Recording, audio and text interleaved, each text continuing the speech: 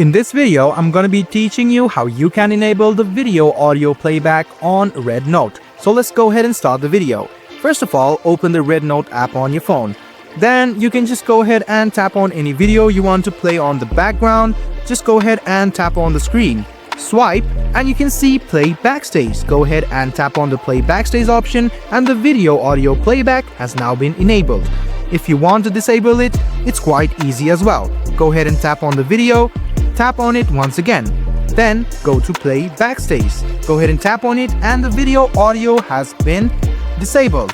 So wondering what this does? It's quite easy. Just go ahead and tap on this. And if you go back to your home screen and swipe, you can see that the video will be playing on the background and the audio will be playing as well. And as soon as you tap on it, you can easily go back to the video you were playing.